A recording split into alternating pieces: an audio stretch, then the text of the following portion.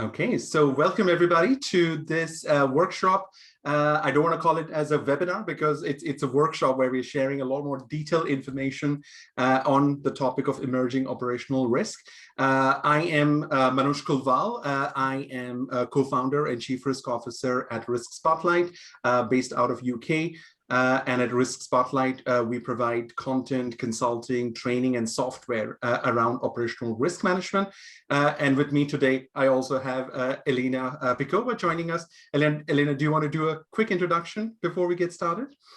Yes, absolutely. I'm Elena. I have been in operational risk for many long years. I run my own company, which is the OpRisk Company, and feel very passionate about the operational risk discipline. So today we would be talking about the emerging risks, and especially in the operational risk context.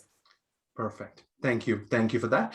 And the agenda is that Elena will get us started in terms of understanding the framework and the processes we need to think about in terms of monitoring emerging operational risks in our organization. And then I will present some of the actual emerging risk or the emerging ways in which some of the existing risks are evolving. So you also can go back with some real life examples of these emerging risk topics.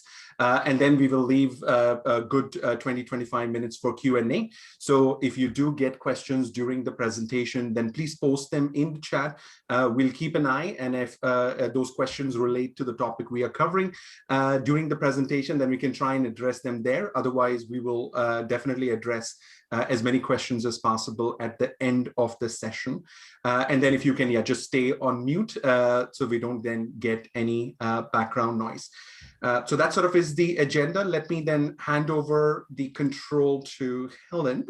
So I will do this now, Helen. So now you should be able to share and get started. Okay, bear with me 1 second.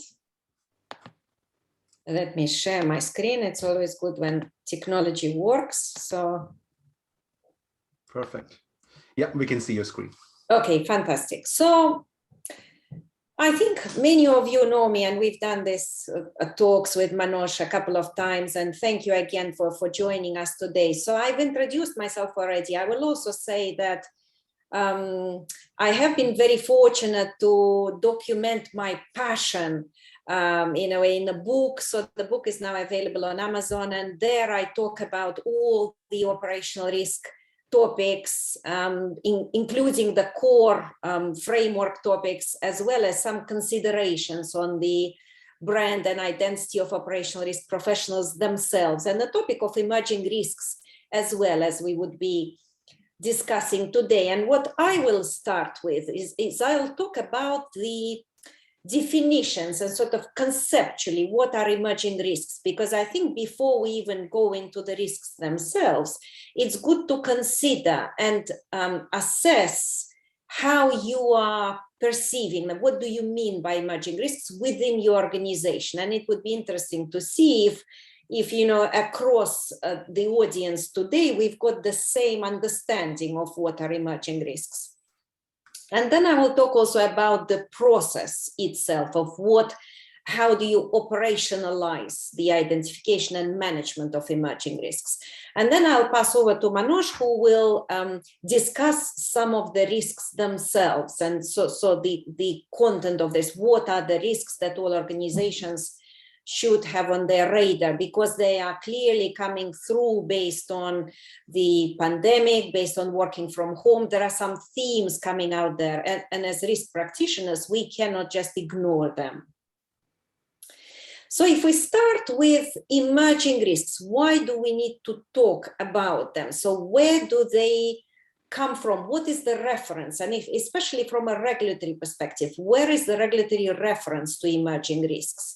And if we start from I've put some documents here. So if we start from the bottom document, which is our sound practices for operational risk management. So those of us who are reading this document, this is our sort of Bible. Yes, so this is the key document. It has been updated over the years. This is the third update that was issued, I think, last year. So this is the key document. And it is quite light on emerging risks. So if you type emerging risks, find there, it only appears twice. Nevertheless, it mentions that operational risk reports should include a discussion and assessment on key and emerging risks. So it mentions it only in passing. Where emerging risk concept comes across a little bit more strongly is in the risk data aggregation and reporting. So that is the middle document where, BCBS 239, again, all of us practitioners around this virtual room today would know that risk data aggregation and reporting has been on our agenda for a while now. And that is where there is this big ask for risk practitioners to identify and report risk exposures, concentrations, emerging risks, emerging concentrations, and monitoring of trends. So this comes across stronger in that particular document.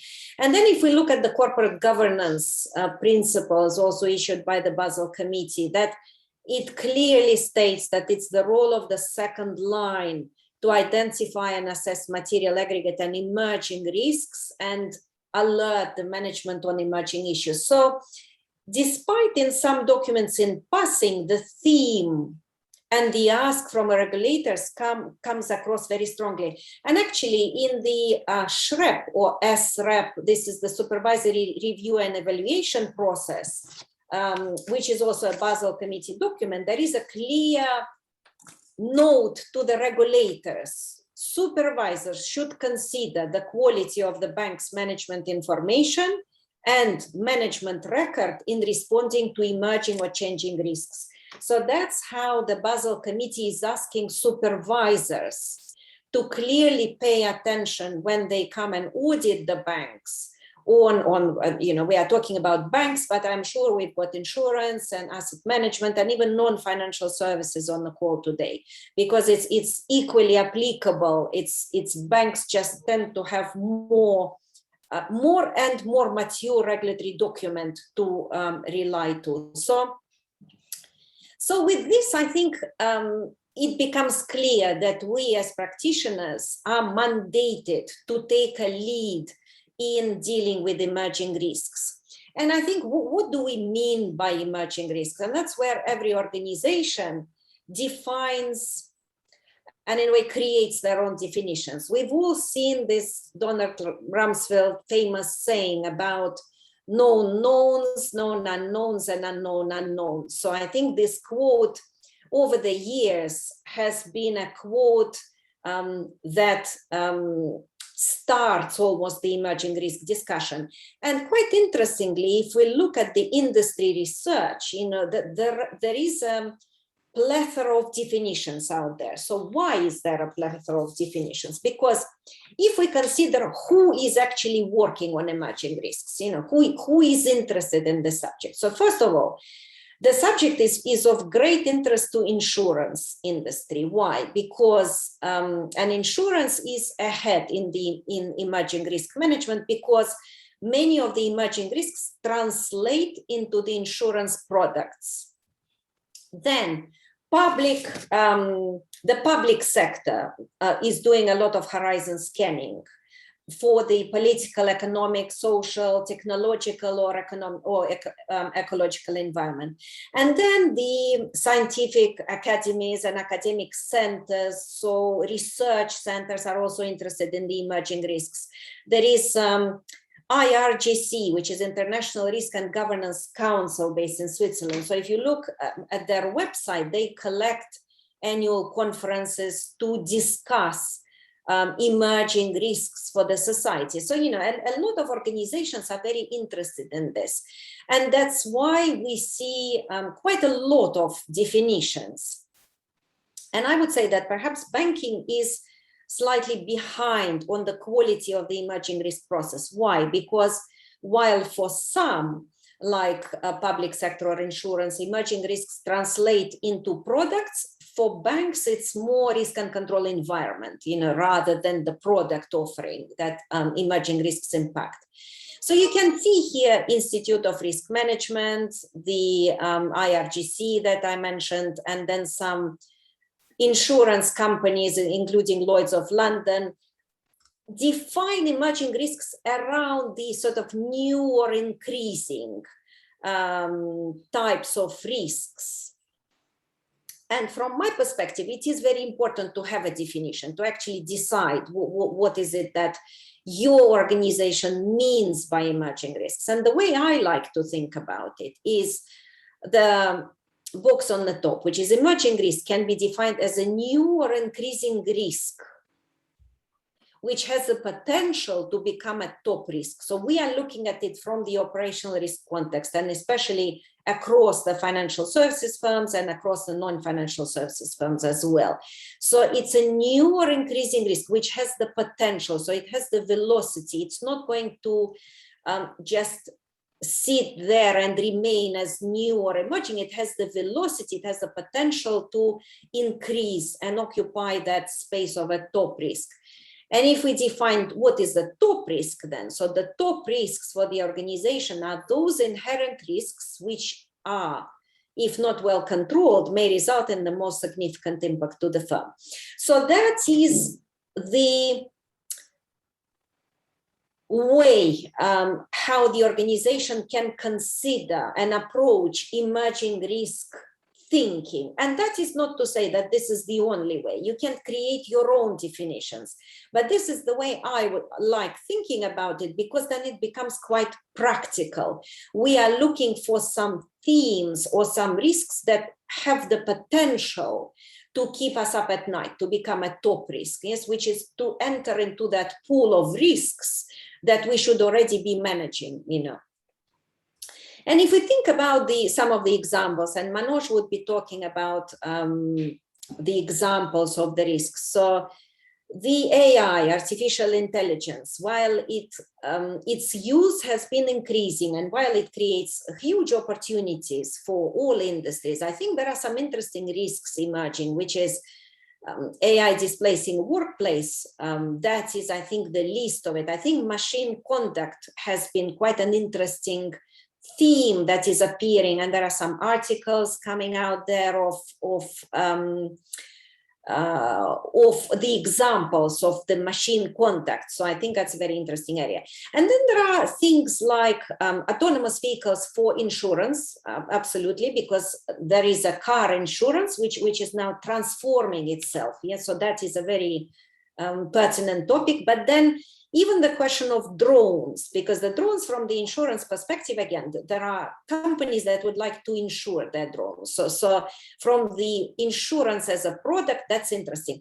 But even if we think about the risks that creates, which is misuse of drones. I had a discussion in the City of London about 2 years ago with the financial services firm. So there were about 50 firms around the table, and we were talking about what keeps you up at night from the emerging risk perspective. And then, some individuals mentioned already that there is this use of drones. So I can see drone passing by occasionally. And this is the risk that I am not actively managing or mitigating, but what type of data are they collecting?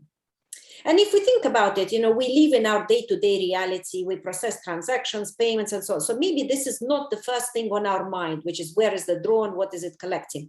Nevertheless, our capability of thinking a little bit forward, a couple of steps forward, and observe these trends and consider, are they worthy of some action? Are they worthy of consideration, or are they still minor? So I think this is what we are talking about, which is we cannot just ignore these new developments. So let's do a poll. Let's pause here and do a poll, and hopefully you will see this poll. Let me launch it. 1 second. And the poll asks you a very simple question. Do you have a definition of an emerging risk? So we were talking about various organizations having very different approaches to emerging risks. So it is quite important to make sure that the organization is being quite clear on what do you mean by emerging risk, because as you can see, the definitions are quite different. So I can see you are voting. So let's leave a couple more seconds to enable you to vote. And there are interesting, some split opinions. So I will leave it for a few more seconds and then I'll share the results. Very good. So I think the majority have voted. Let me end the poll and share the results. And it's quite interesting because we've got almost an even split with some of you, and well done for that, saying you've got a clear definition. So you have defined, you know what you mean when you use the word emerging risk. And then for some others of you, it's sort of somewhat assumed, but perhaps it would be useful to have the definition. And the rest is a no. And I think if it is a no or somewhat, I would suggest that it is worthwhile putting your thought into the clarity of defining what do we mean by emerging risks.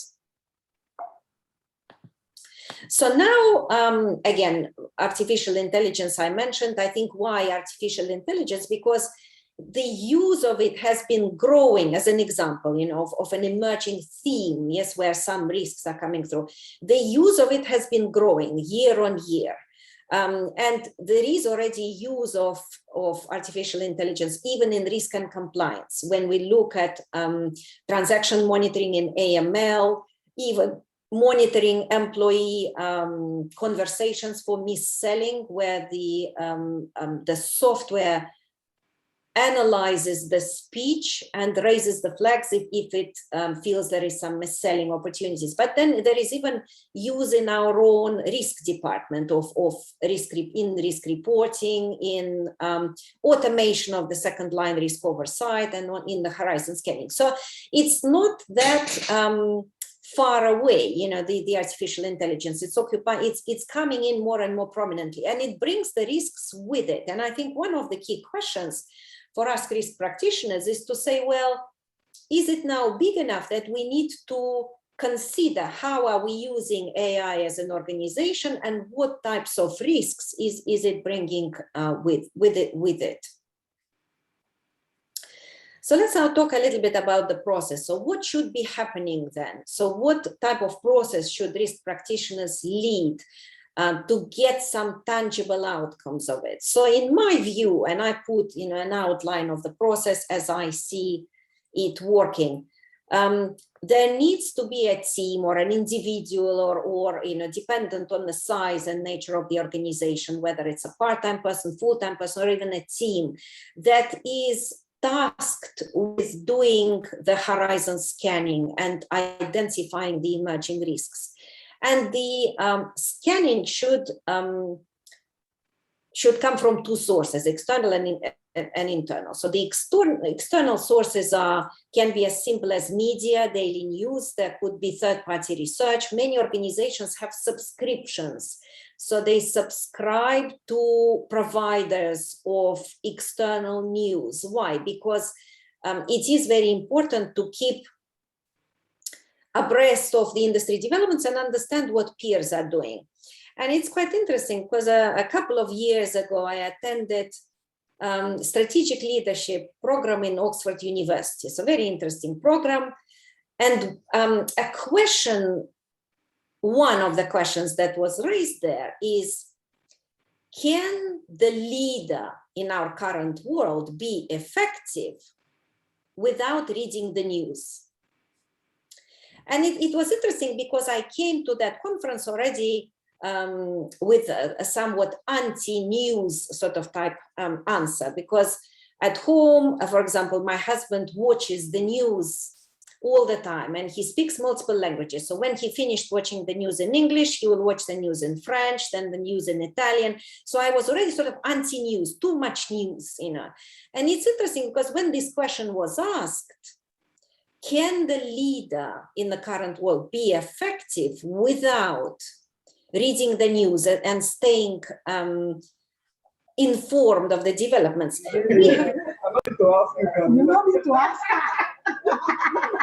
only what I will ask you now the day you were. Sorry, I think we need to mute. Yeah.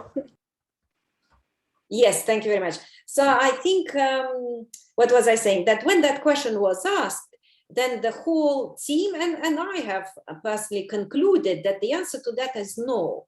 We cannot be effective leaders if we are being blind and deaf to the industry developments. We cannot. So, and especially as it applies to the context of operational risk, people, systems, process, there are so many developments that it simply is not acceptable to not have this process in place.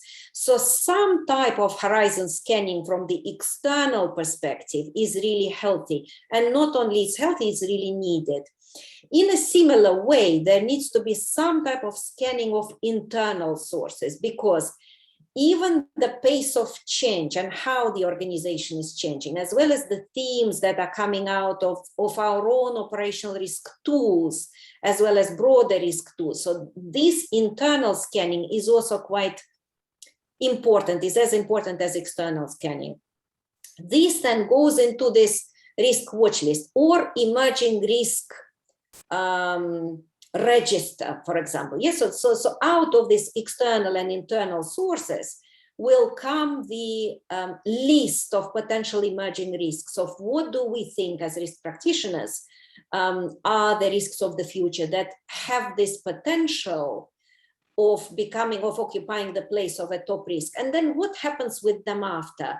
So they are run by the governance committee, such as risk committee. And then, in my view, the best way of quantifying them and really doing a bit more of a research onto their impact is via the scenario analysis process. Because scenario analysis is a structured approach that enables us to consider what is the impact, if that risk materializes, what is the impact, and then conclude, is that moving towards that top risk direction.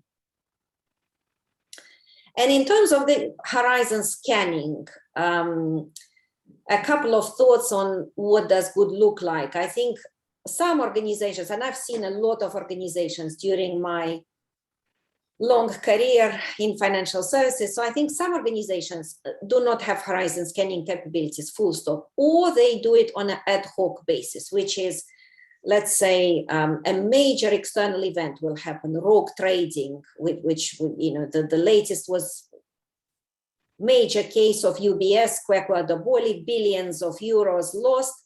And then because the organization doesn't have the horizon scanning capability, sometimes the board comes in and says, well, there is this event out in another peer organization. Could this happen to us? Can we please do something? And then the executive management takes that external intelligence and does something, sort of runs the workshops. So that's not ideal. So really, the analysis and distribution of internal and external news sources, intelligence, is where the organizations should be heading, which is subscribing to some sources, or even looking at daily news or media or research reports. And there onwards, I think the first step, which I think sometimes happens, is there is a subscription, and there is this type of horizon scanning, and then the results of this are being sent to A, either risk department, or B, first line, let's call them risk champions. They can be called risk correspondents, or 1.5 line risk practitioners, to say, hello, this is what we found as a horizon scanning, and there would be some type of topics there. And that is a good start. But what I would plea and what I would ask the risk practitioners is not to stop there, because for me, the mature process is analysis and distribution with a purpose. Because what happens if we just send a note to say, we've read these articles and here they are for you?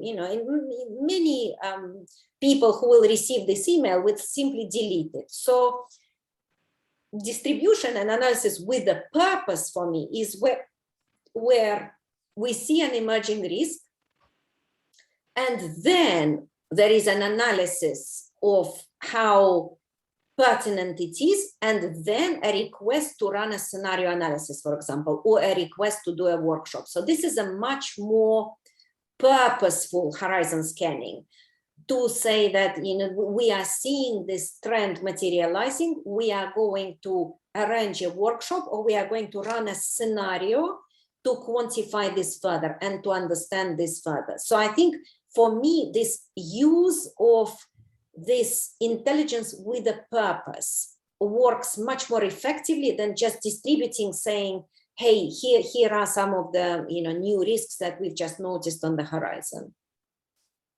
And for this, let's do another poll, which will ask you about the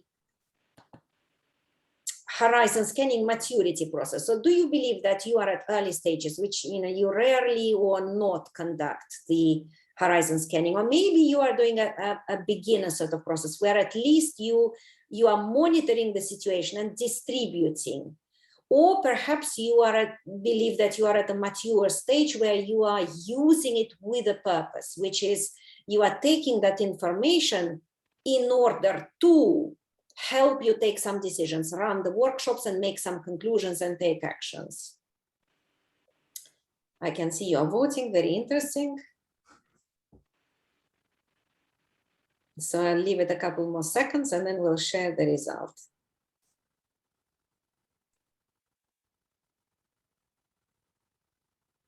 Excellent. Then we have international audience today. So again, very interesting to see how you approach. Let me end the poll and share the results. So again, an interesting split. So I'm delighted to see that some of you are saying that you are in a mature space, because that is fantastic. You are using horizon scanning with a purpose. So it helps you to take better decisions and run workshops rather than just distribute some types of news.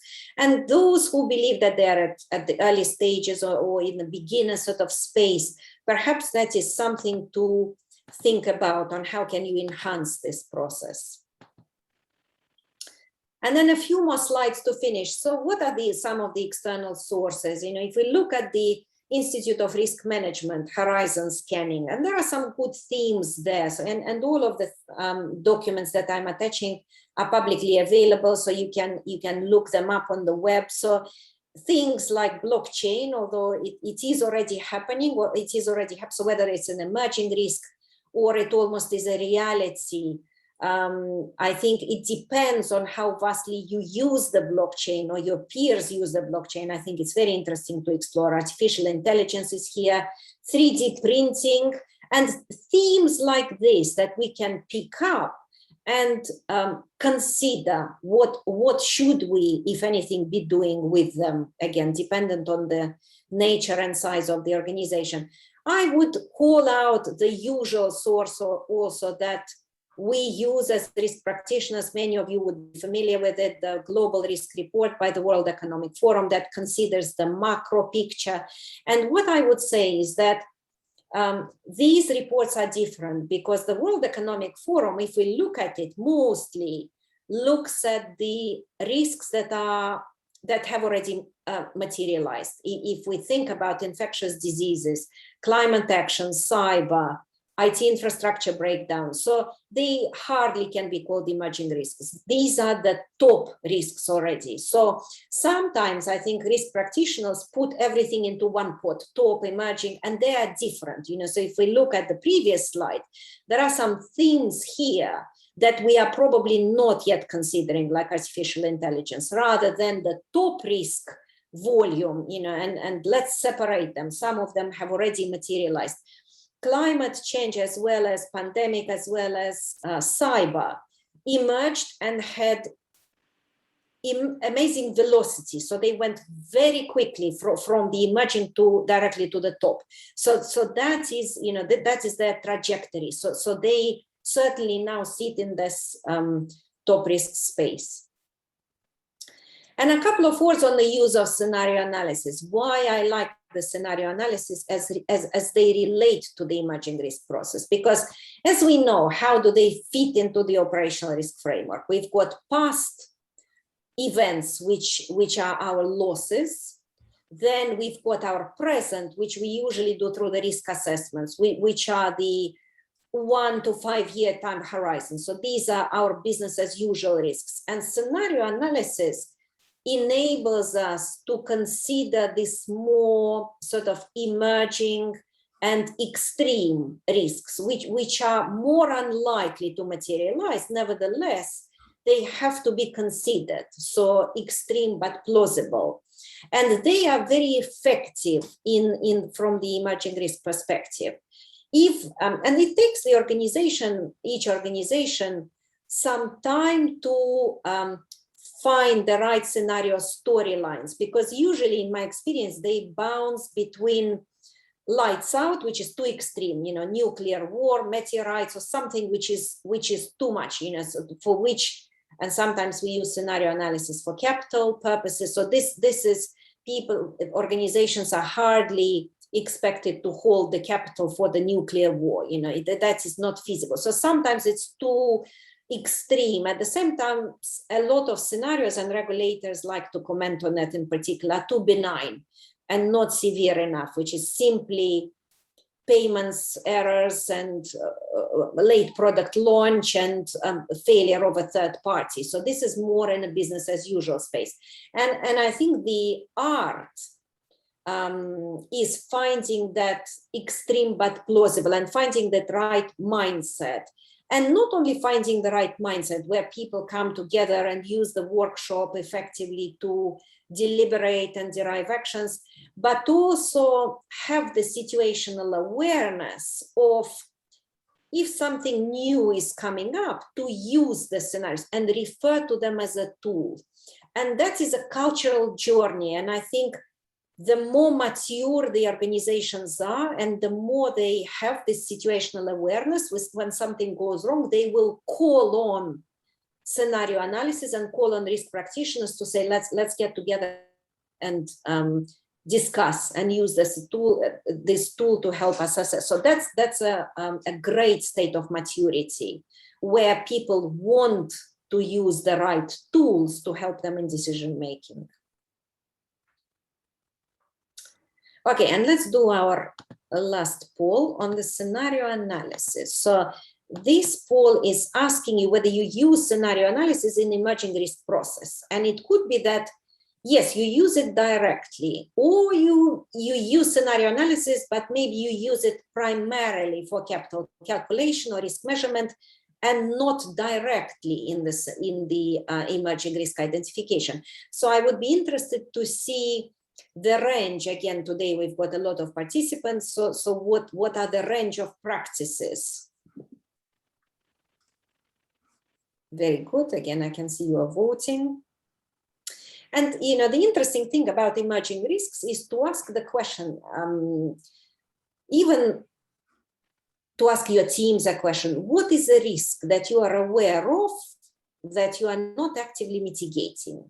And some organizations that are very mature in the emerging risk process do this horizon scanning with employees to say, tell us what are some of the risks that you are aware of, but you are not actively mitigating. Like an example with drones, I can see drones flying by. What data are they collecting? I'm not actively mitigating it, so I'm not doing anything about it at the moment.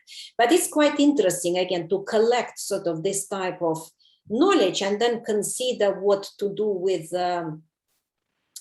this emerging risk. So let's have a look at the results of the poll. Do you use scenario analysis in emerging risk process? So 50% of you are saying somewhat indirectly, that maybe scenarios primarily are used for other purposes, but they can also be used for emerging risks. And then those of you who are saying no, perhaps you can consider, because it is a very powerful tool and it draws the business, risk, and other participants around the table together to have the power of these types of discussions. And that's the value sometimes operational risk brings, because our value is getting people together. In many instances, we may not be the subject matter experts, but I think we are exceptionally good in drawing people cross-functionally together so that they can make right decisions. Okay.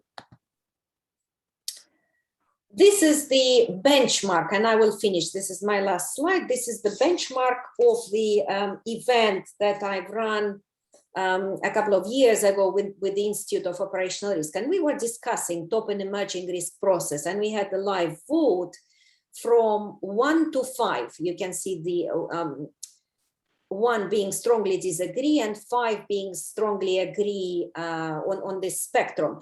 And the question was, so your top and emerging risks process within your organization, is it linked to strategy, used in decision making, etc., etc.? And you can see the industry in general came across quite well in this poll, because they are somewhat linked to strategy, used in decision making, benchmarked with industry. Interesting to see. So sort of not yet ideally at the 5 sort of scale, but quite well. And one aspect which was probably the weakest is the one where it says can be articulated by staff. And I think it's interesting, because to what extent we involve staff, or we ask them to wear the risk hat, or we share with them this risk knowledge, which is what keeps us up at night collectively as a firm, and whether our people having this knowledge would be more effective in their roles. And I do believe that they will, that if they have this knowledge, they understand the company's strategy, the company's financials, the company's values, and also what keeps the company up at night, what are the top and emerging risks, then our employees would be more effective in their roles. So with this, let me close here, and I'm looking at time. I think I will stop sharing, and I will pass it over to Manoj, so that Manoj can take us through the specific emerging risks, and then we'll do a Q&A and take some questions. Great. And there are some good questions, Helen, in the chat. So if you want to look at that, then yeah, we can definitely address those after we've gone through this next topic. Okay, so in this session, what we are going to do is we're going to look at some specific emerging risk-related topics, but in the financial services context, because that sort of is where we have expertise and experience. So we wanted to share that with as many people as possible. So in this case, we will start by looking at ransomware. So ransomware is already an existing risk. It's there on the risk register of a lot of organizations, but because still it is a relatively new risk, it is evolving the way in which these ransomware attacks are done. So that is where it has that emerging risk aspect, because maybe some of the causes of this risk may change going forward, or some of the impacts of that risk may change going forward. And that's why you need to be aware of these emerging topics, because you may have to then think about some new controls you may want to put in place depending on how this risk is changing going forward.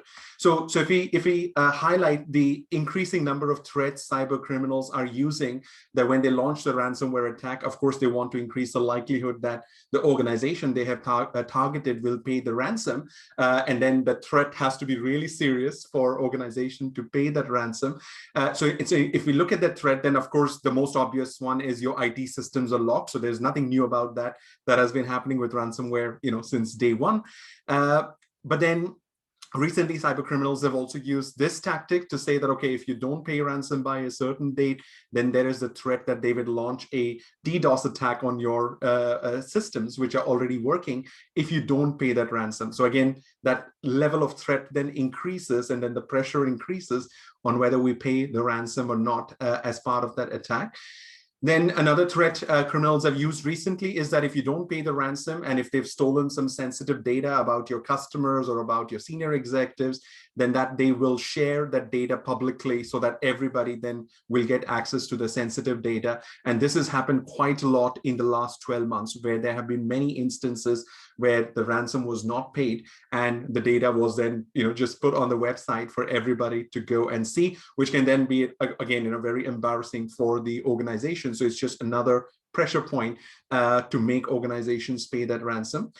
And then another topic which is emerging or evolving, where we've seen a few instances, but this may happen more, is that they're threatening, the cyber criminals are threatening to inform the customers, the vendors, and the business partners about the stolen data. So if you don't pay the data, then they will go and tell the customer that your IT system were not secure, and they were able to go and steal data about the customers or vendors or business partners. So that then just adds another level of pressure on the organization to pay the ransom. And then recently, we've also seen some cases where they are also going and asking for ransom from the customer. So they're demanding ransom from the organization they have targeted, but then they also they look at the data and say, okay, who are the customers? And if there are some corporate customers in that list, then they also go and demand ransom from those corporate customers and vendors and business partners so that they can increase the amount of ransomware they can demand. And then one of the things we have seen recently, that there was also a threat, because a lot of organizations, as soon as they face a ransomware attack, they will go and involve some cybersecurity expert firm to come and help them investigate and recover from that ransomware incident. And we saw at least one example recently in our Horizon scanning tool, where there was a threat of deleting the stolen data, that if they find out that there is some forensic cybersecurity experts you have involved in dealing with that ransomware attack, then they would go and immediately delete that data, and then you never get your data back. So that's another sort of pressure point they're putting on organizations to pay the ransom.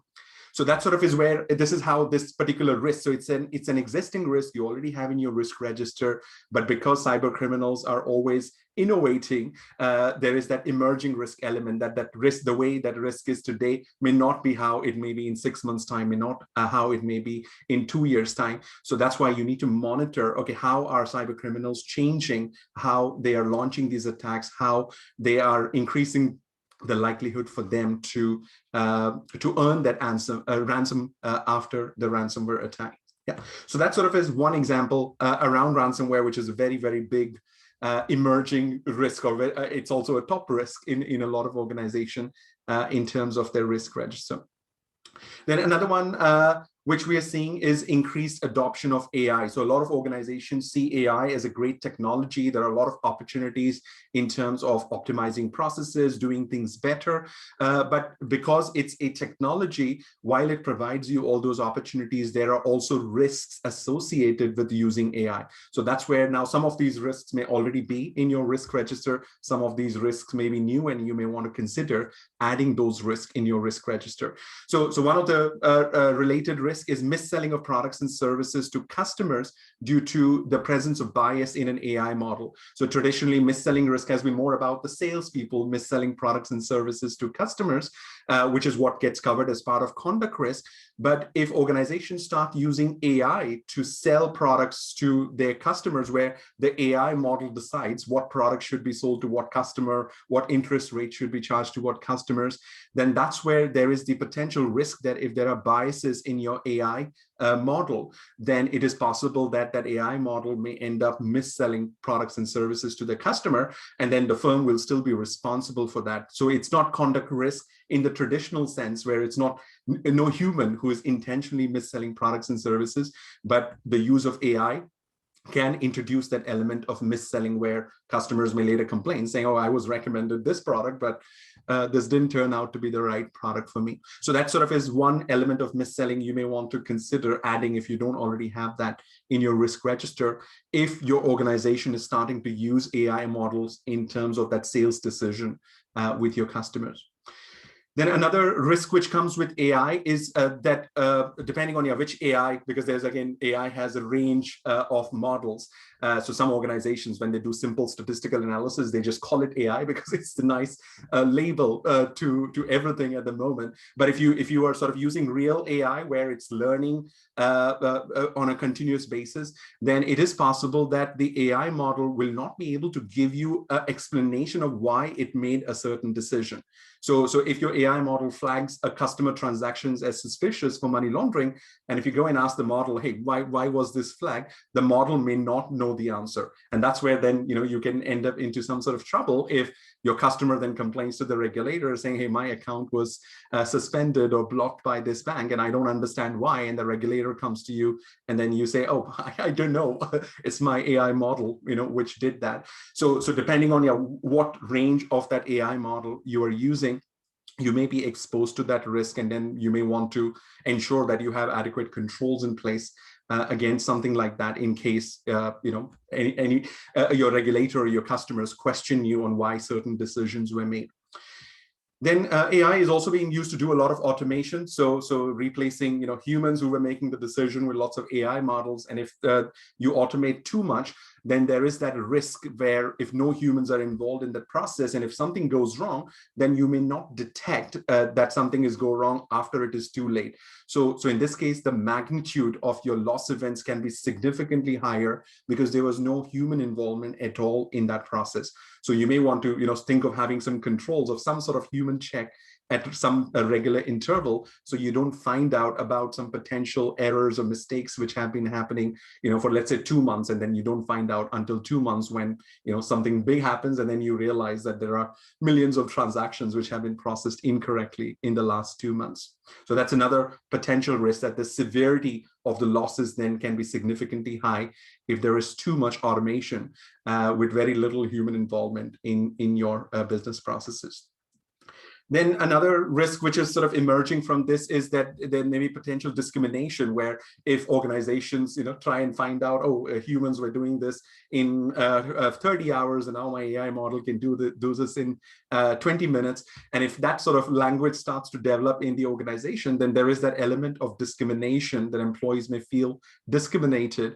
And then, in some cases, you may also cut down the headcount because you're starting to use more AI model and you don't need so many people. And if that process is not handled correctly, then that's where there is a risk of those employees may, then file legal cases against the firm in terms of wrongful termination or discrimination. So it's a very sensitive topic. So it needs to be handled in a certain way. So we do things in a fair way, and it's not seen that we were unfair in how we made those headcount related business decisions. And then, of course, as the usage of the AI model increases in the organization, there are risks related to developing those models. So which team is developing it? What data are they using? What assumptions are they making in the model? What technology are they using? And then where are those models getting deployed? Are those getting deployed in making sales decision? Are they getting deployed for internal decision? So you'll need to look at all of those models, from the model risk perspective. And then what makes AI model different is that the true AI models, they are learning on a continuous basis. So after a certain time, even the developer may not know why the model is behaving in a certain way, because the model has learned over a period of time. It's very different to the non-AI models, where that, okay, if you give a certain data, what you will get out on the other side. But with the AI model, you may not know. The developers who develop the model may also not know why the AI model is making certain decisions after a certain period of time. Okay.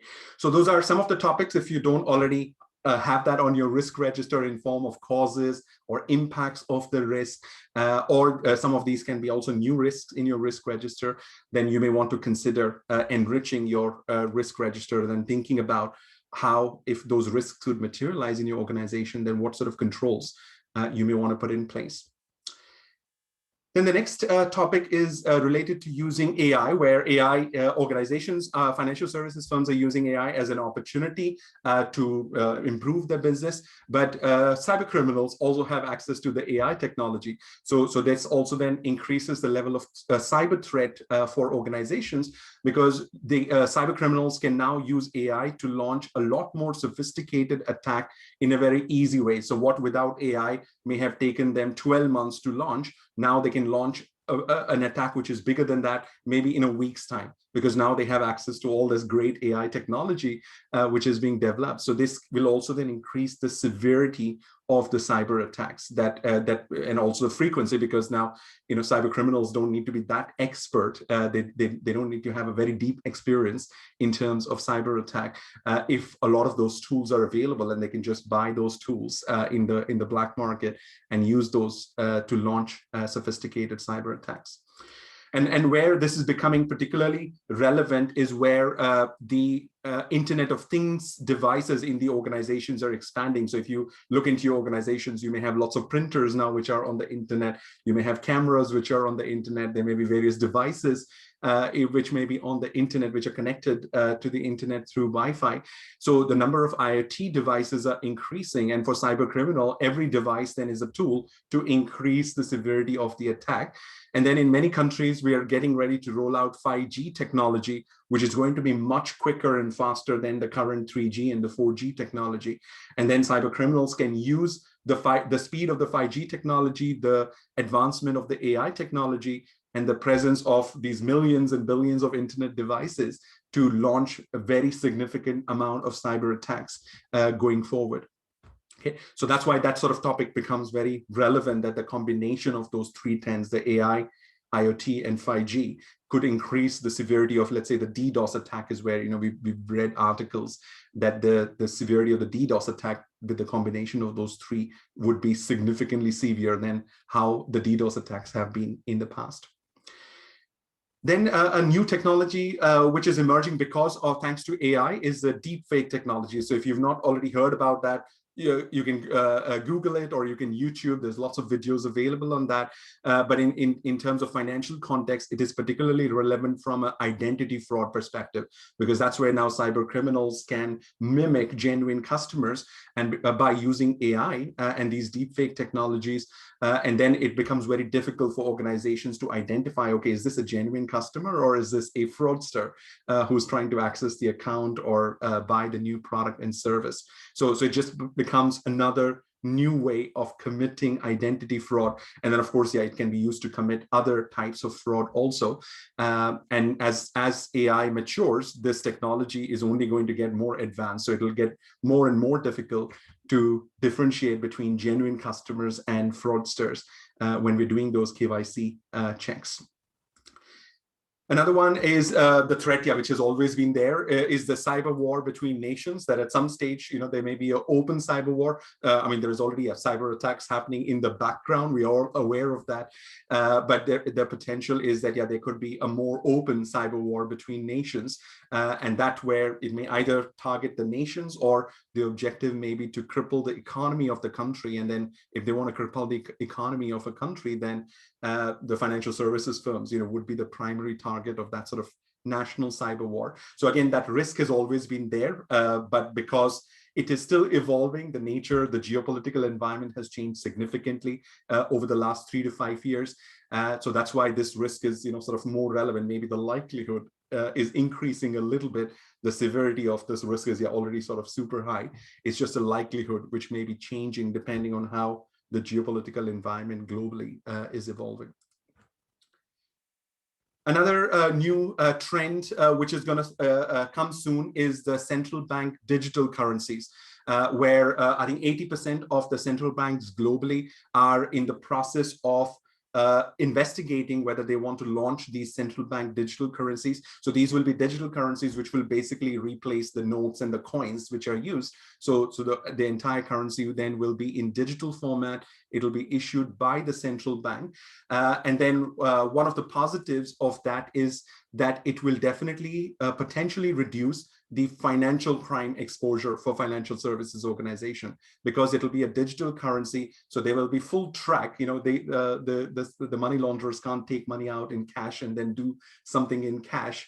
That because it'll all be digital, it'll give a significant level of transparency over all the financial transactions happening in a particular country to the central bank. So it'll become really difficult for money launderers then to use the CBDC to commit financial crime.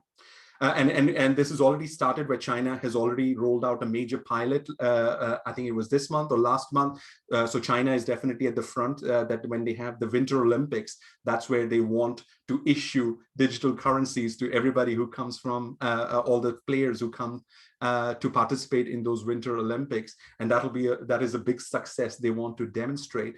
And we've seen other countries like UK has also announced last week that there may be a UK digital currency by 2030. So UK government is looking at this, US government is looking at this, and 80% of the central banks around the world are looking at this. So this will change the nature of money.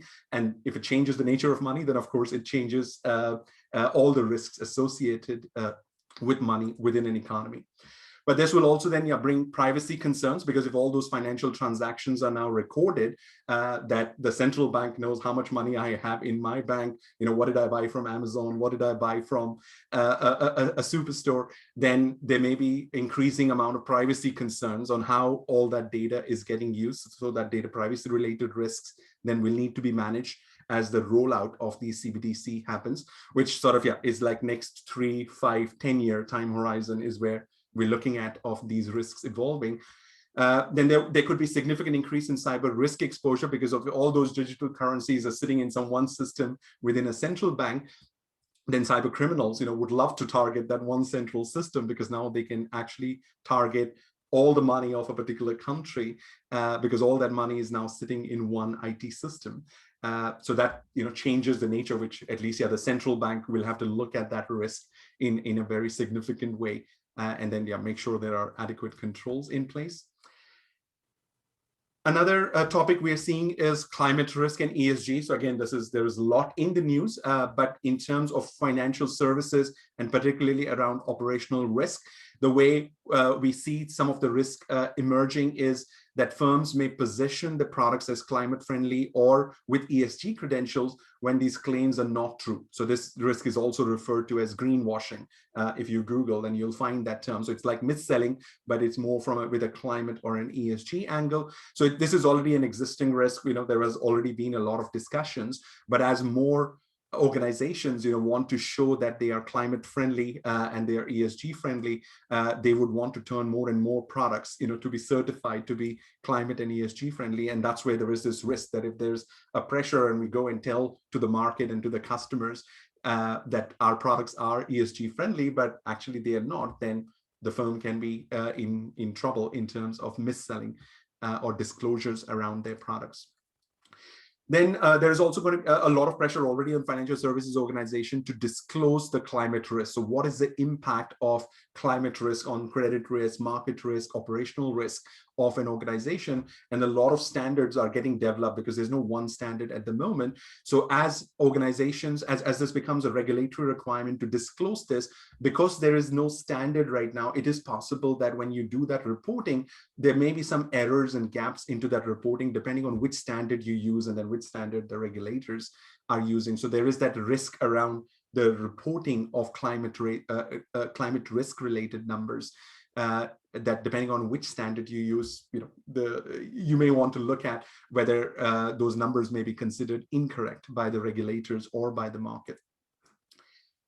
Another risk we already see, we've seen recently, is backlash from customers, employees, and the wider society if firms are perceived to be supporting industries contributing to adverse climate change. So we saw that recently with Lloyd's in London, where the perception of Lloyd's of London is that it's providing insurance products to industries which are not good for the climate. So then there were various climate protesters who were then blocking employees from getting into that building. So it sort of caused disruption, to the business process if the firm is perceived to be supporting industries with climate change. And again, this climate change protests are only going to get bigger, sort of over a period of time. And that's where you may want, from a business disruption perspective, you may have to model that in, if you're not already modeling that in, to see how your business would handle if there was a large scale disruption in multiple cities or multiple countries around the world. Then how would you make sure that your business continues to operate in those cases? And then the direct risk-related climate risk is also increase in frequency and severity of the natural disasters. So if you're modeling the frequency and severity of these risks, then over the next 30 years, they're only expected to increase. So you may want to look at what sort of impacts or how you're assessing the impacts of those risks. And then getting insurance premium is also getting very expensive. And then in some countries, in some regions, insurance companies have revoked the insurance products they were providing for natural disaster. So that reduces the amount of risk mitigation you can do if you can't reduce the impact of those risks by buying those insurance, or if insurance becomes really expensive, then it can increase the cost of managing those risks. So you may want to then consider if there are other ways in order to manage those particular risks. And then the last one is, again, in the future is that, and you look at the World Economic Forum report, then they also talk about that there could be potential geopolitical conflicts in the future where, if a country runs out of water, then they may, water may become the reason for a war, or they may, go on a war to get access to land so that they can grow food and feed their citizen. That this climate risk, if we sort of get to that severe state, then climate resources, could be one of the reasons for these geopolitical conflicts. Then some topics related to conduct risk. So something we're seeing, especially in the US at the moment, and it may then expand depending on how other regulators do this. But at least in the US, the regulators have been offering big rewards to whistleblowers to encourage them to report any large-scale fraud or misconduct inside the firm. So we've had cases where a whistleblower was awarded like $100 million, $150 million because they reported a certain misconduct within a bank. And then when the regulator fines that bank, then the whistleblower gets a certain percentage of that fine on the bank. So of course, there is more incentive now for employees that if they are aware of some big fraud, or some big misconduct event within the organization, then there is incentive for them to go and report that, because if they can earn 100 million, 150 million by reporting those incidents, then that may be a very attractive option than not reporting that particular incident. Or there was also a recent cases when the Facebook whistleblower recently also blew the whistle on the Facebook type conduct, that if you don't do it, maybe your team member may do it. So you want to be the first one rather than somebody from your team, benefiting if they end up going to the regulator first. So greed now is being used to, sort of cut greed. And this is what the strategy regulators, at least in the US, are using. And if other regulators around the world also start using that strategy, then that sort of increases the risk. So of course, we don't want those misconduct events to happen in the first place within the organization. And then you want to make sure that the organization is aware of something like this. Then, of course, we're seeing an increase in focus of holding senior managers accountable for misconduct. So UK started that from a SMCR regulation perspective, and then more countries, so even Australia has now adopted something similar. So there is going to be more, there's going to be increase in that pressure to hold senior managers accountable for misconduct. So you will see more cases when things go wrong in the future. Some senior executives actually go into jail, or some senior executives are banned from working in the financial services industry, or may also get fined. That we're going to see more cases of that going forward from how the conduct risk related regulations are evolving. And then we also recently saw that conduct risk traditionally has been associated with conduct towards customers, but recently the regulator in the US also said that they would also use the same conduct risk related regulation to also take action against financial services organization where they're involved in misconduct towards their employees. So if there is harassment, there is discrimination happening towards employees, then that would also get covered as part of that same conduct related regulation the regulators are using to evaluate the conduct towards the customer. So that definition can then also expand, and then you may want to also include that as part of your conduct risk thinking inside the organization. Then another topic is related to insider threat. So again, we're starting to see a lot of articles on this in our operational risk horizon scanning service recently, which is why I wanted to flag this. And the particular angle where there is a lot of threat and warning at the moment is that you have many employees who are like your IT administrators, and because they are administrators of these critical IT system, they have access to basically all the data in that particular IT system. And that increases the level of threat that if they then take any malicious action against the firm in terms of stealing that data or selling that data, then it just increases the level of risk for the organization, that if you have one or two people who have administrative access to 10, 20 different critical systems, then that is a lot of risk. There's a lot of concentration then of that risk. And that's where one way to sort of manage that risk is to look at that segregation of duties. So one person, is not like the administrator of multiple systems. And even within the one system, if there is a way to segregate so that they don't get access to everything in one system.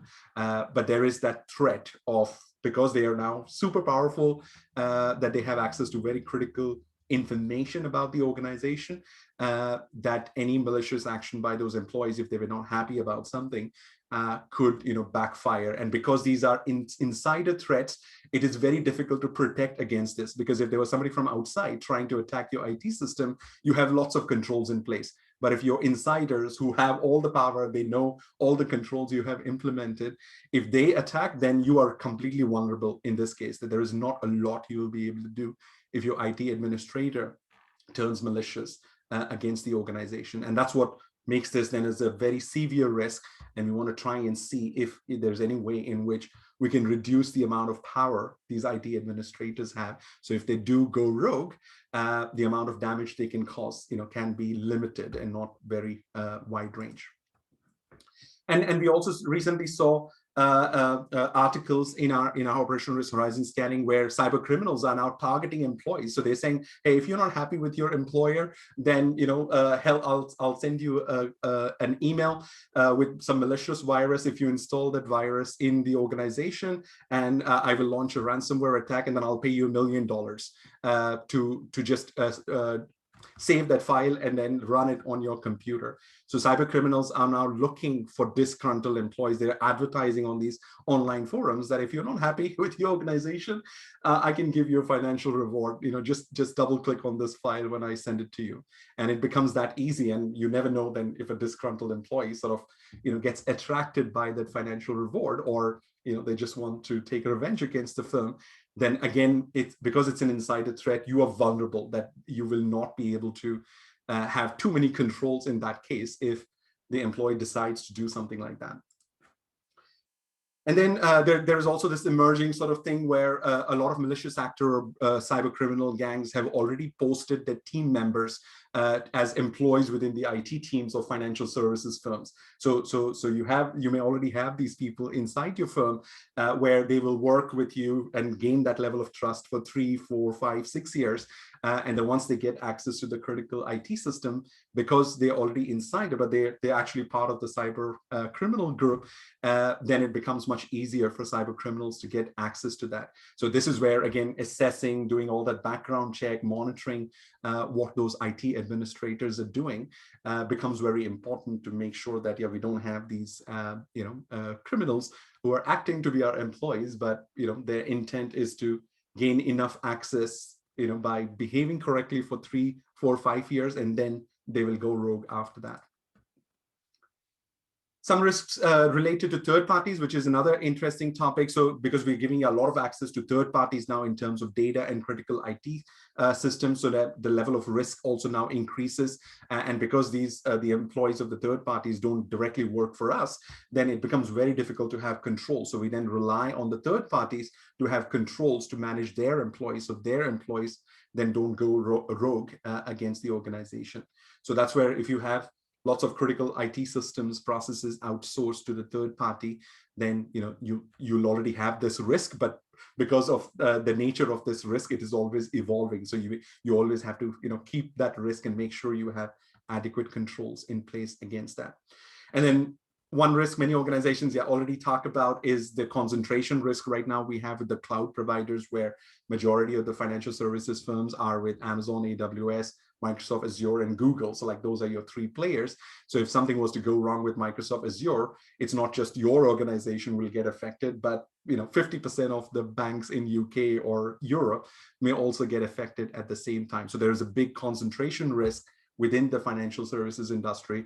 And I know that the regulators are looking at different ways in which how that risk can be managed at the moment, because it cannot be done at the firm level. So it'll have to be done at a country level, at the regulator level, where they will need to take some lead around managing that concentration risk.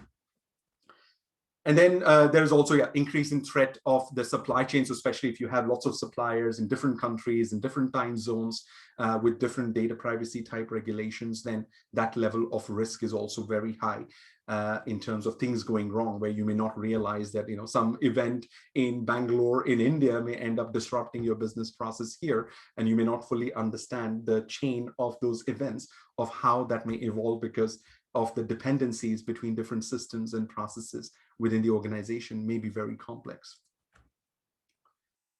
Some of the risks emerging from how we responded to COVID. So in this case, a lot of organizations thinking of hybrid model. So as organizations are trying to figure out, okay, which employees will work from office, which employees will work from home, then there is a potential of business operation disruption as a result of figuring out that model. So a lot of organizations already sort of watching that, but because it is a evolving topic, a lot of organizations are still not sure what the future model is, whether they want everybody to come back to office, whether they want people to work from home. So a lot of organizations are making those decisions. And then as those decisions are getting made, something you want to watch out for is that those decisions then don't end up causing disruption to your business processes. Similarly, there is also disruption to business operations. So one of the big sort of trends you may want to Google if you're not already familiar is the Great Resignation, where as a result of COVID, millions of people around the world have decided that they don't want to work anymore. So they've sort of retired, or they don't want to go back into full-time work. And that has significantly reduced the supply of talented people who are available, which is then causing this big shortage of workers at the moment. So if you are hiring, for certain critical business operations, then this is a significant risk at the moment, where will you be able to get the right people, because the supply of people has gone down. And a lot of people are also, sort of looking at change their attitude towards work, where maybe they don't want to work 5 days a week, they want to work 3 days a week, and they want to be 100% remote. So there's a big shift in how in labor is thinking about work, and this can then expose risks in terms of business disruption for organizations if a lot of employees leave, and then you're not able to replace those employees on a timely basis. And then also, because now terrorists have seen the impact COVID made around the world, so this now increases the threat of bioterrorism, because they can then now use new type of viruses in the future to cause the same level of panic, which COVID caused. So this then again becomes that low frequency, low likelihood, but very high severity type risk, where terrorist groups may use viruses, as potential weapons in the future. And then, of course, there is the emerging risk of harmful variants, that we have the Delta variant right now, which is the dominant variant. But because still a large percentage of the population around the world is unvaccinated, there is that emerging risk of what new variants may come in the next 6 months, next 12 months. And will they be more powerful, less powerful than Delta? So that's, again, an emerging risk you'll have to monitor and then respond as and when those risks materialize.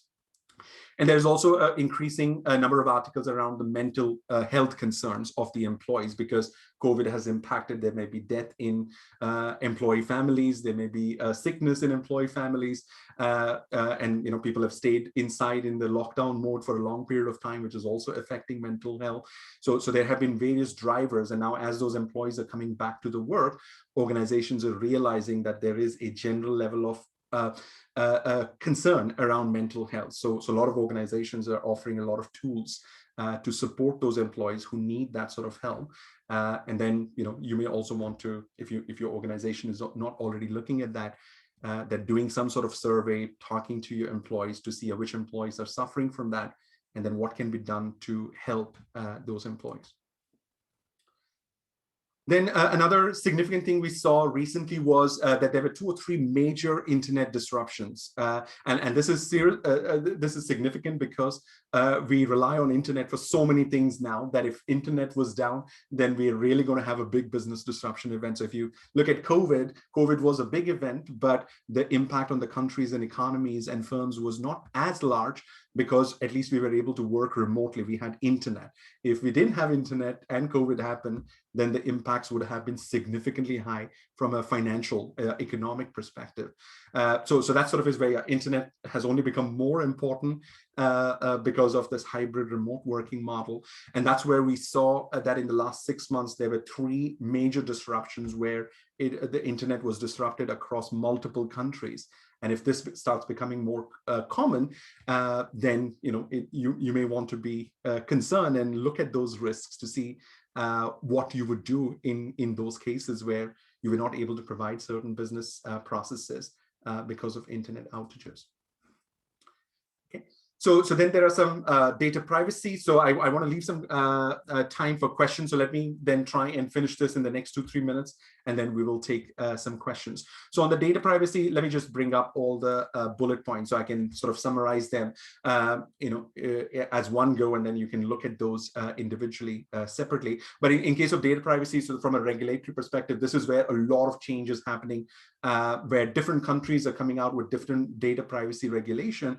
And even though there is some alignment, but every country is trying to do something different, and they're just making life difficult for organizations who, let's say, want to have their IT system in UK, but that IT system is storing data about customers from US and Australia and China, that they're making it really difficult to have the centralized system, because now a lot of these regulations require that if you have data about customers in China, then you have to store that data in China. You can't store that data in a UK server. And then if every country starts bringing out those sort of regulation, then it'll become really difficult for organizations to then have these central systems. And then the amount of changes you may have to make those systems to meet those data privacy regulations will then introduce organization to that new type of risks. So that sort of is where we see that as an emerging topic of how the regulatory environment is changing.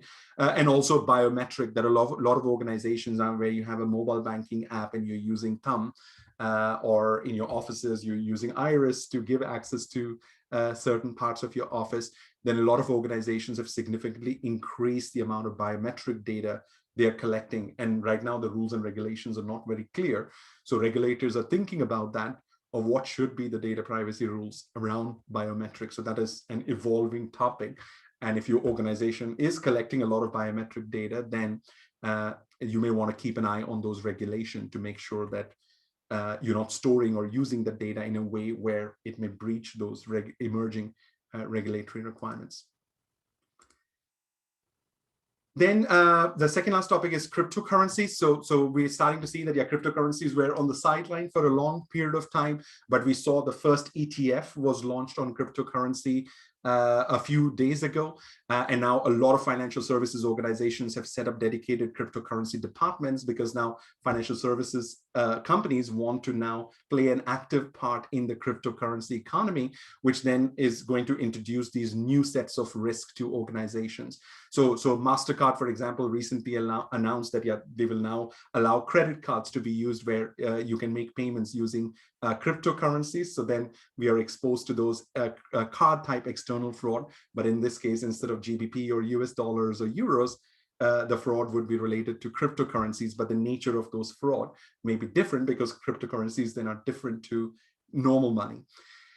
Similarly, if a lot of organizations, like I saw Standard Chartered Bank, is offering custodian services where customers can come and save their Bitcoins in the custody of the bank. And then if you have the custody of these currencies, because these currencies are so valuable for the customers, the organization which is acting as the custodian will now get targeted by cyber criminals. So you'll be then exposed to risks related to theft of those currencies if your firm is thinking of offering those custody services. If your firm is thinking of offering trading services where you want to allow trading of cryptocurrencies, then of course, you'll be exposed to the market manipulation related risks around that. And a lot of pension companies right now are thinking whether they should be allocating, a percentage of the pension funds in the cryptocurrencies because of the appreciation they've had. I mean, no firm has made that decision yet, but the expectation is that in the next 12, 18, 24 months, these funds may start investing, let's say 0.5% of the funds. So very little aspect of the funds into cryptocurrencies, which right now are considered very high risk.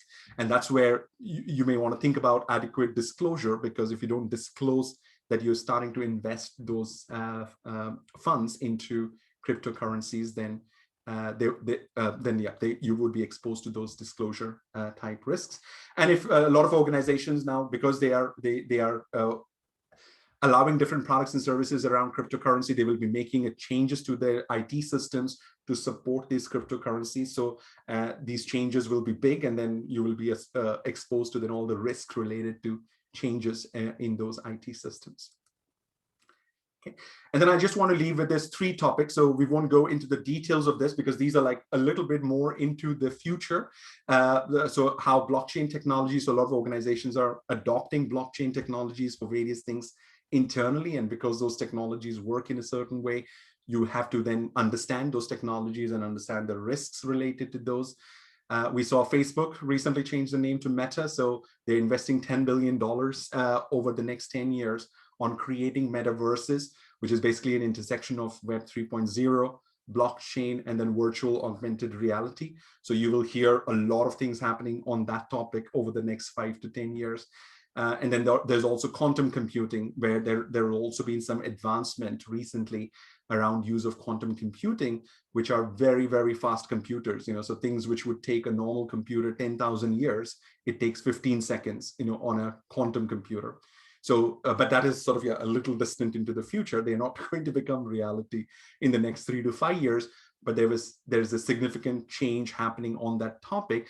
And if the quantum computing become reality, then that's where, from a cyber risk perspective, that all the cyber security controls we have in place in terms of encryption can be easily broken by quantum computers. So cyber security risk then will become a big topic as quantum computing, becomes reality in the next 5, 10, 15 years.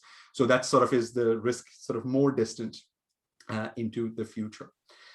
And then if you are interested in monitoring all of these topics, because that's what RiskSpotlight provides, we provide a service called RiskSpotlight Portal exactly to monitor these type of risks of what are these emerging topics.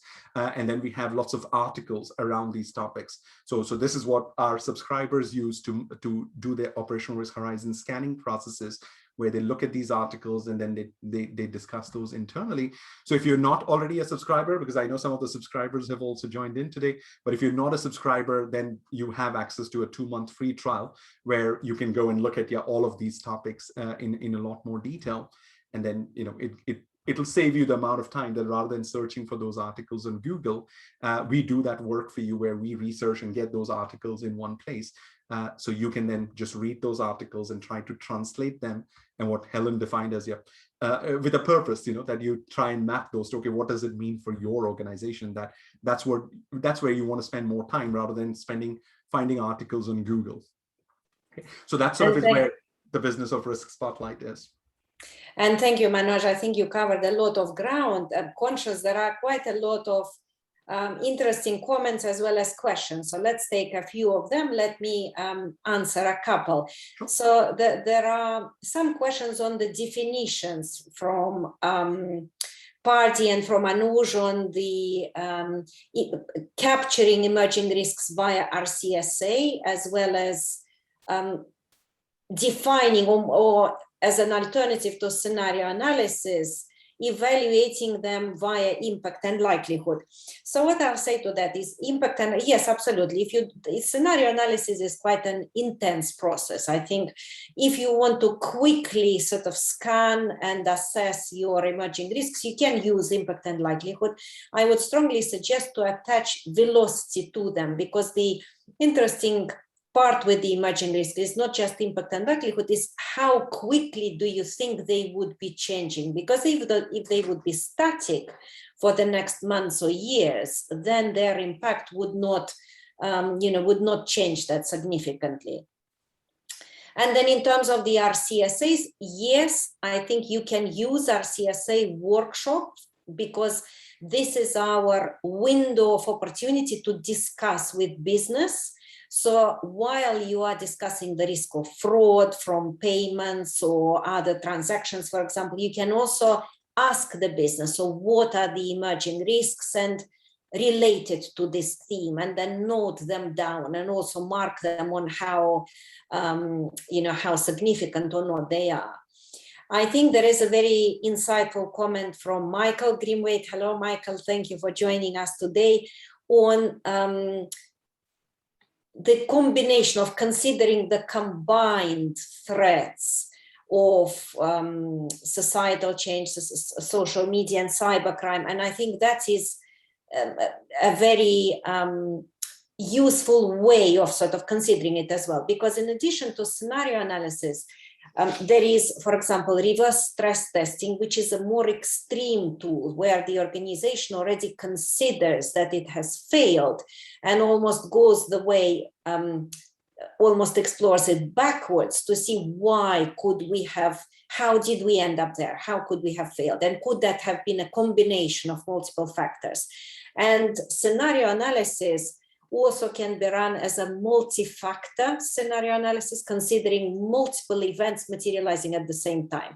One of the things the regulators usually like to comment upon is the benign nature of scenarios, and just one factor, one failure factor, which is again the failure of a major provider of outsourced services. So if this is combined with other factors as well, so that becomes a multi-factor scenario. It's actually because in reality, many failures happen, major failures, due to a random combination of some factors which simultaneously occur. So that is also is a very valuable observation. And then to the question of Oksana. So Oksana, you are saying definition of emerging risk, is it new to the company only or new to the industry?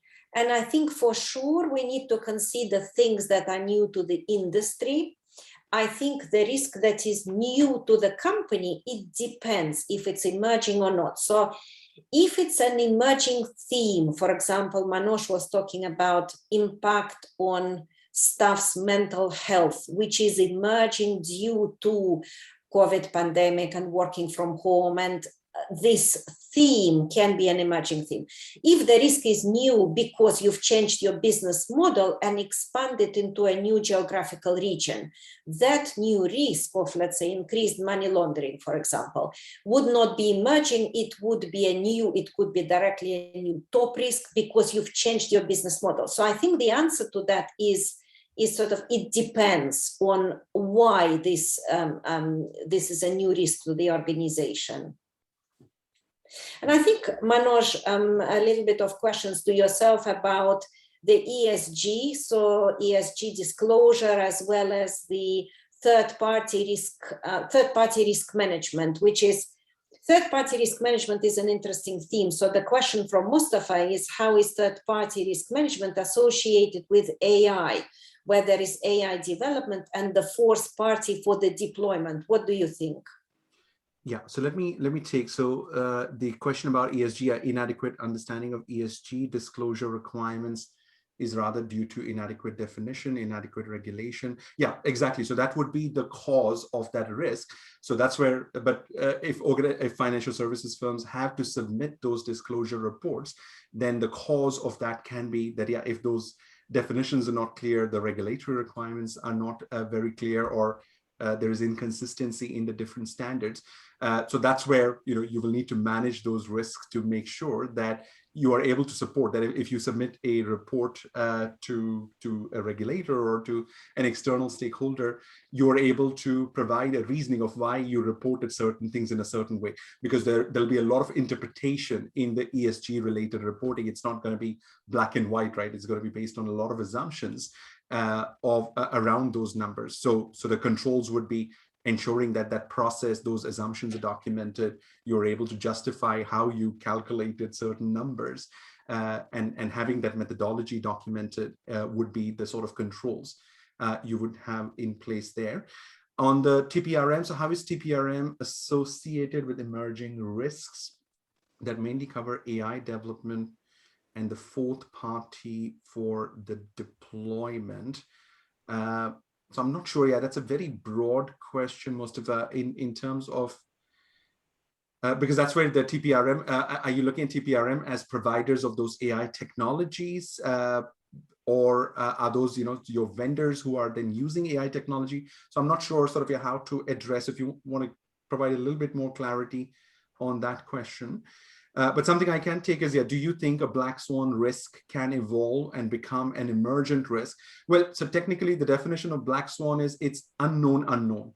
So you cannot say that there is a black swan risk before it happens, because it will always be a surprise. That's what makes it a black swan. So if something happens and the whole industry is surprised by something like that, then you did not have it, even have it on your risk register, because if you know anything about it, then it's no longer a black swan risk, because that's the nature of the black swan risk. So most of these emerging risks, you will not be black swan, because it'll be too late here by the time you find out about the black swan risk. But there is another category called gray rhino risk. So there is a book called The Gray Rhino, which is where a lot of these emerging risks will fit, where you know something about those risks, but there is still enough uncertainties that you don't know how big that risk may result into impact if it happens in your organization. So they're not fully unknown. So a lot of these emerging risks will not be in the black swan category, but they will be in the gray rhino category. And there's a very good book called Gray Rhino, which sort of also gives lots of tools and techniques on how to manage these emerging risks. There's a lot of good methodologies. And I think, Manoj, there was a big discussion between risk practitioners on the pandemic, isn't it? Whether that's a black swan or a gray rhino. So can we consider it as unexpected? And I think the general conclusion is we cannot. So this is one of those gray rhino events, because there were pandemic events previously in Asian countries. So this is not a completely unexpected black swan type event, which is interesting. So that's exactly the type of a discussion that risk practitioners had. And therefore, if it's not a black swan, but a gray rhino, what could we as risk professionals have done better to be more prepared to that? And then there's 2 or 3 questions around the assessment and quantification of emerging risk. So that's where I would like to stress that emerging risk is not like a separate category. Something just becomes an emerging risk because there is some uncertainty. So it'll stay as an emerging risk till that risk is still evolving. But as soon as you can assess that risk, you know what the likelihood of risk is going to be, you know what the impact of that risk will be in your organization, then it is no longer an emerging risk. Then it becomes a normal risk. You need to treat it as normal risk. So it only stays into that emerging risk category till there is uncertainty of, okay, I don't know how this may evolve in the future. So that sort of is where it is difficult to quantify the true emerging risk. A lot of things we talked about today are where the existing risk, like the ransomware risk, it is changing. So it's easy to quantify those, but the true emerging risk, that's what makes them an emerging risk, because there is so much uncertainty that you can't even do an assessment of those risks because they're so new and so novel for the whole industry.